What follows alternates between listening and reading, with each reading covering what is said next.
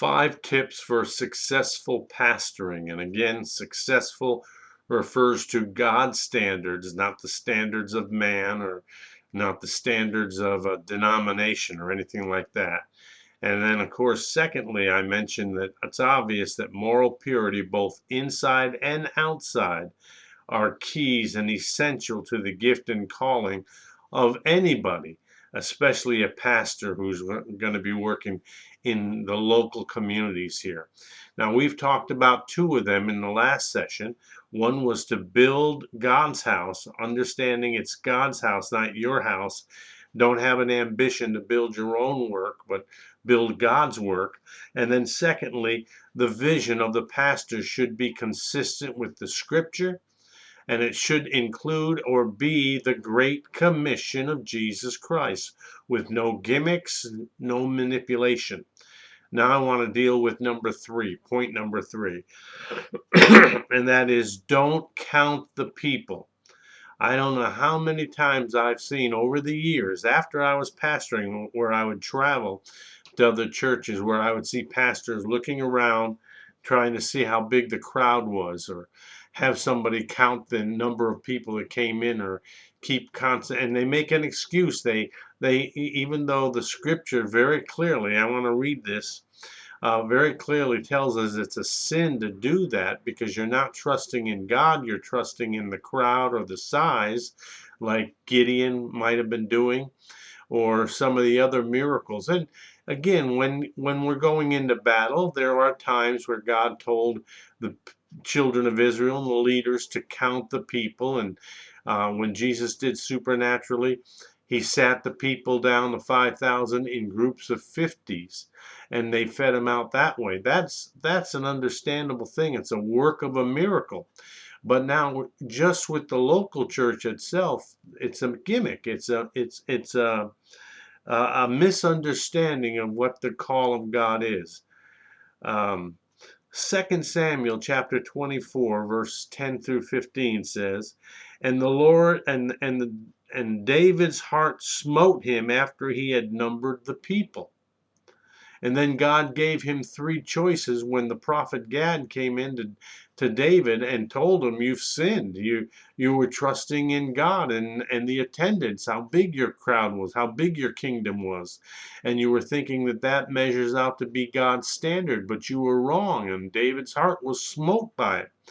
And he knew he had done wrong. He realized his ambition was wrong. He was counting the people. And so he went on to say that I've sinned greatly and I've done foolishly. And then God gave David 3 choices of what he wanted to suffer as the consequence for that sin of numbering the people. And one was 7 years of famine. Another one was 3 months fleeing from your enemies.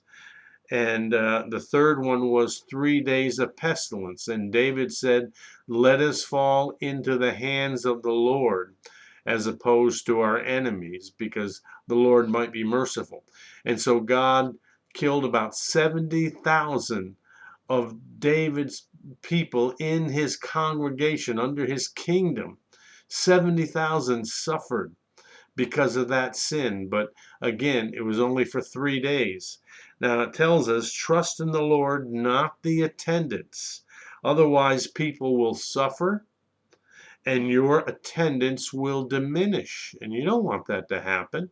You want your attendance to grow. A pastor wants his church to grow, but again, the growth of your church is not the proof or the evidence of your favor with God over someone else. It's again according to your gifts and your abilities and your calling. And of course, again, it is also a response to what God wants you to do and what God sees is right. Again, do not trust in the appearance. Don't judge after appearance, but judge after righteous judgments. Uh, some have used this as a reason and an excuse to count the people, thinking that bigger crowds is evidence of God's favor, and it is not. Okay, number 4 in this teaching here is use guest speakers. This is number 4, the 4th tip that I've written down here that I want to talk to you about. Use guest speakers. You want to grow your church, you've got to lead the people to green pastures. You don't have all the knowledge as a pastor. You don't have all the gifts. Your gifting is not enough. Your information is not enough. They need green pastures. A good shepherd leads his sheep to green pastures, to another field to feed from. And so with me in my church, I used to have a guest speaker almost every month. I remember one time I announced, and I would announce it. I wouldn't surprise it on the people because I'd feel that the people wouldn't show up. I announced it and I asked them, please show up and support this ministry gift. It's important that you do that if you trust me as your pastor. And so I remember one time standing in line, shaking hands with people after the service, and a lady comes over. She loved me. She was so good to me, and did a lot of things for me. But she said, "Well, Pastor, I won't be here next week, but I'll wait until your return the following week." And I said, "Oh, where are you going to go?" She goes, "Oh, I'm just going to stay home. You're not going to be here preaching." And I said, "Do you trust me? You love me as your shepherd?" "Oh, yes, oh, yes, oh, yes. That's why I don't want to listen to somebody else." And I said, "Well, then trust me that I am doing what I'm supposed to do as a responsible Christian minister or pastor. I am leading you into green pastures. I don't know everything, so I have to invite other guests to come in and minister to the congregation." And then also under this tip is to give offerings to those people. I would very earnestly, at the end of the service, they'd turn it over to me, and I didn't have an honorarium of $50 or $100 for them, and or even a 400 to $500. I didn't agree to anything, and I told them that when I was speaking to them and inviting them to my church. I said, "Listen, I'm not promising you anything but an offering. I will take an offering for you at the end of the service, and whatever that offering is, I will give that entire amount to you. Plus, I'll add something from the church as well, from our own savings or our own checking or whatever." I remember one time a minister, we weren't that big. We only probably had at that time about 150 people. Same guy that had said my church was so easy to speak to. But I had him come in. I took an offering. I sat there and listened and learned, got fed, got nurtured myself from his ministry. I didn't quench the spirit. And at the end, I got up and I said, "Listen, I've already taken our offering for the church and the tithe and everything, but now I'm going to give you a chance to sow into this man's ministry. Obviously, I believe in him. I wouldn't have him here." And I remember one time the offering was $3,000 for a small little church. 3,000. I don't even know who gave and where it all came from. I didn't go check and find out who had the money to put in maybe a check for $1,000 or $2,000 or $500 or whatever. I never to this day, I still don't know where that money came in. But my assistant came in and said, "Pastor, the offering is 3,000." I said, "Okay, write the check out for 3,500, 3,400, something like that we're going to add to that." And we went and sent him away. We've got to understand that these guest ministers, they need our support too. As a pastor, I'm grateful for having regular support. When I was pastoring, I had regular support, but I had regular burdens of the people coming to me all the time and needing to have the wisdom to counsel them in their needs and things of that nature. But I wanted to treat that guest speaker the same way. I wanted them to know that I respected them and had them. And as our church grew, I started going after more well-known names, bigger names, and I invite them on the same terms. And we always took an offering. If they were there for 3 days or a week or something like that, I'd say, "Listen, we're going to take an offering for him today. And if tomorrow you're not going to be here for the meeting, you might want to put something in here." Or if it was a Sunday morning, I would speak to the people and I'd say, "We're going to take an offering at the end of the service, this is our offering for our tithe and our offerings and our business accounts and stuff like that. But if you're not going to be here later on in the next service when he or she is ministering, I had women ministers as guest speakers too, then put something in there and designate it on an envelope and say this is for that ministry, and we'll see to it that they get that. It'll all go out as a tax exempt offering, but it will go into the hands. And before God Almighty, I never cheated a minister. I always treated them with respect and dignity, always looked at them as a special ministry adding to my congregation. And the people didn't go other places. They didn't roam. I just kept teaching the word, stayed biblical, stayed sharp in the word. And then number 5, this is tip number 5, and I think this is also very important, and that is learn among your congregation to delegate authority.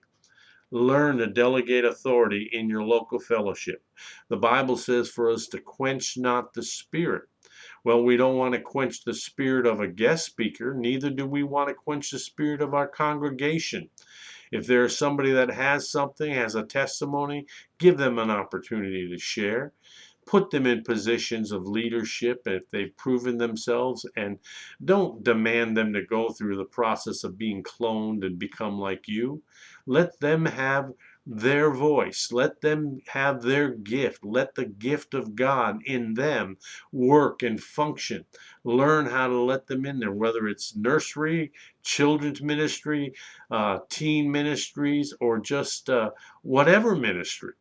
Just let the people feel value, and don't try to manipulate them into being like you. You don't know everything. You don't understand everything. And those people have something to give to the body of Christ as well. So again, don't quench the spirit, and that includes their spirit.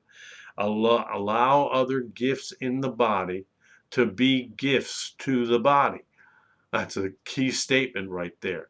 You've got a congregation, don't make them just pew sitters. Give them a sense of responsibility, and don't say you got to go through a membership class. And and if that membership class is all about you and your ministry and your vision, then you've really misguided and misled those people in the wrong direction. You should have them teaching the basic doctrines of Christ. There's 6 chief principles, about repentance and faith toward God and laying hands on the sick and the doctrine of baptisms and eternal damnation or eternal judgment, which would be both for the sinner damnation and for the righteous a blessing, eternal rewards. So try not to micromanage everything. I remember when I got started, that was one of the pieces of advice a pastor gave to me from my Bible college was, listen, if you try to micromanage, we don't know any pastors that can build a congregation much more than 200 people because you're not delegating. You've got to add some people to your staff, maybe another pastor. I'm not down on mega churches as long as they've got a lot of pastors to serve all the needs of the people. There should be somebody that's overviewing the hungry and the widow and the orphans and visiting the sick and looking out for them and trying to find a remedy for them other than just your Sunday morning sermon or your Wednesday sermon or midweek sermon or whatever. We've got to have somebody that'll go out there. Sometimes it's you, the pastor. If you're a small church, it's your responsibility. But when the workload gets so heavy, share that workload with other people. Give them dignity and respect, and let them be who they are in Christ Jesus. Yeah, I've heard pastors say, "Well, I got to prove you first, or I got to be sure of you." Yeah, what you want is me to be like you, and I can't do that. So I have to close this down here. These are 5 keys to successful pastoring. I believe they will serve your church and you as a pastor well. You have a great day. God bless.